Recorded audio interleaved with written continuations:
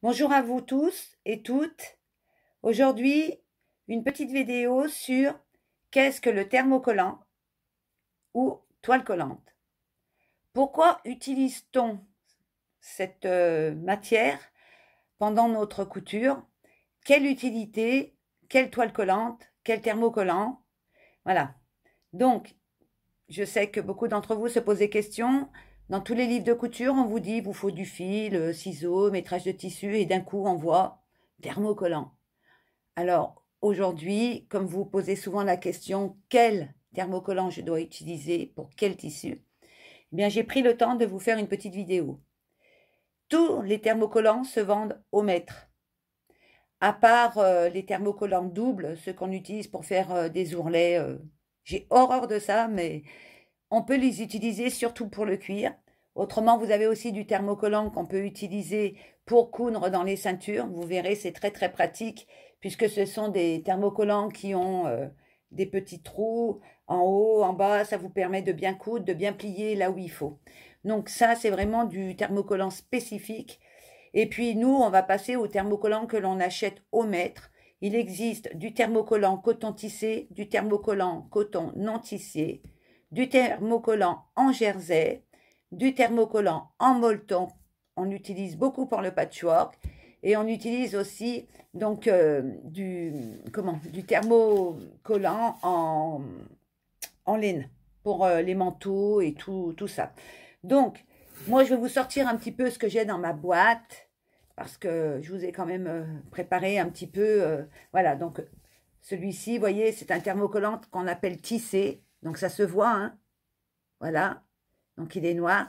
Il est bien pour travailler les, les matières pour les vêtements. Voilà. Vous avez le thermocollant cartonné, comme celui-ci. Alors, lui, vous voyez, il brille, là. Et puis là, il est mat.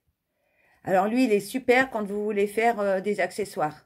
Voilà. Ou alors, encore bien, quand vous voulez durcir, faire une ceinture que vous allez trouer, mettre une jolie boucle pour être très moderne. Voilà. Ça, vous pouvez l'utiliser. Votre ceinture qui passera sur une robe, elle sera au top. Vous avez le thermocollant dit Viseline. Alors, celui-ci, il est bien. On peut l'utiliser donc pour tout ce qui est mousseline, soie. Voilà. Donc, vous utilisez cette mousseline, cette viseline. Alors, c'est très fin, hein. Généralement, si vous protégez pas, enfin, si vous mettez pas votre tissu aussi bien dessus, dessous, eh ben, ça reste collé au fer. Faites très attention. Vous en avez plusieurs sortes hein, de viseline. Hein. Vous voyez, celle-ci, c'est très fin. Regardez, il se déchire facilement. Ça aussi, on peut utiliser pour les chemisiers, les jupes, les pantalons, tout ce que l'on doit thermocoller. Et puis aussi pour les petits accessoires. Celui-ci, c'est le thermocollant dont je vous ai parlé pour le jersey. Voilà. Vous avez le thermocollant laineux, molletonné. Je vous en ai parlé aussi. Alors, il est tout doux quand on le touche. Lui, il est en coton tissé, voyez, transparent, coton tissé, il est tout doux quand on le touche. Lui, c'est vraiment fait pour le patchwork et les dames, elles l'utilisent bien. Vous avez aussi la fiseline, comme ceci. Pareil, c'est pour les tissus légers. Alors lui, on va dire que c'est un thermocollant non tissé. Vous voyez, ça se voit. Il est non tissé, celui-ci. Comme d'ailleurs celui-ci. Non tissé. Voilà. Donc, je pense avoir fait un petit inventaire. Thermocollant coton, tissé, non tissé, lainage. Je vous ai parlé aussi donc de ce fameux thermocollant que l'on utilise en double. Maintenant, comment l'utiliser ce thermocollant? Eh bien, c'est simple. Quand vous allez couper un col, un poignet, une parmenture, quand vous allez couper une ceinture, c'est obligatoire. Vous allez reproduire avec exactitude la pièce que vous devez entoiler, c'est-à-dire thermocoller. Donc, vous allez utiliser le thermocollant à bon escient puisque vous allez le poser sur toutes les pièces intérieures, jamais sur les pièces extérieures. Je l'ai expliqué quand je vous ai montré comment réaliser un pied de colle. On va thermocoller le dessous du col, on va thermocoller le dessous du poignet, on va thermocoller le dessous de sa ceinture et le dessous de toutes les parmentures.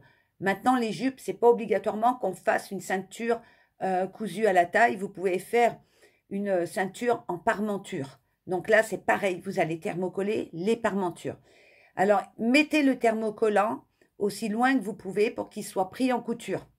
Quand vous allez le poser, moi je dis bien poser, il ne faut jamais le repasser. C'est très important de ne jamais le repasser. Vous prenez votre fer, pas de vapeur, vous posez le fer sur votre thermocollant, comme ceci, vous restez 1 ou 2 secondes, vous allez plus loin, et comme ça vous allez thermocoller. Toutes les pièces à thermocoller doivent se faire avant. C'est mieux de les travailler quand elles se sont refroidies. Donc, vous trouverez peut-être aussi des explications sur d'autres sites concernant le thermocollant. Vous savez qu'il est vendu à mercerie. Donc, son prix, il varie beaucoup selon la qualité que vous allez choisir. Dans votre trousse à couture, c'est bien d'avoir plusieurs choix. Parce que si vous voulez faire un chemisier en mousseline, ou si vous souhaitez en soie, ou dans un tissu très léger dit cotonnade, c'est bien d'utiliser quand même le thermocollant le plus fin, soit de la fiseline, soit de la viseline. Ces 2 thermocollants sont idéaux. Quand vous allez thermocoller par exemple du Liberty, ou vous allez prendre un tissu de coton, c'est bien de prendre du thermocollant tissé ou non. C'est pas l'important, mais au moins un thermocollant tissé ou non qui est un peu plus épais et qui va vous permettre de mieux entoiler votre projet, enfin votre chemisier, votre col, tout ce que vous aurez à faire. Voilà. Et après, vous avez bien sûr le lainage, c'est les cols, vous avez toutes les parmentures. Avant, on le faisait à la main. Maintenant, vous pouvez thermocoller, donc profitez-en. Alors, j'espère que cette petite vidéo vous aura servi, qu'elle aura été utile à votre apprentissage dans la couture. Moi, je vous souhaite de passer une bonne fin de week-end, puisqu'aujourd'hui nous sommes dimanche. Je vous souhaite une bonne couture. Vous avez des questions, n'hésitez pas, c'est couturecrea@gmail.com. Vous savez que j'ai ma page Facebook aussi, donc n'hésitez pas à me poser des questions, je serai ravie de vous répondre. Je vous souhaite une bonne fin de week-end, une bonne reprise pour demain et une bonne couture. À très bientôt!